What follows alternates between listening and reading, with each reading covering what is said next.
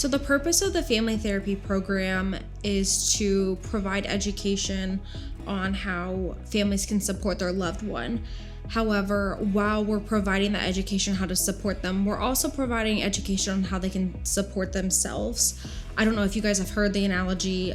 filling your own cup, but you want to ensure that like you're also pouring into your own cup while pouring into your loved one's cup, so that way you don't experience things such as like burnout, and that way you're not emotionally drained, because the goal is that, you know, you can take care of yourself while also taking care of your loved one. Or whether it's like codependency, learning how to set boundaries, the difference between supporting and enabling them. So it's to provide a lot of education, but ensuring that they're getting the support that they also need, because while the clients are in here receiving services and have their support system, sometimes their families don't have that outside of the facility.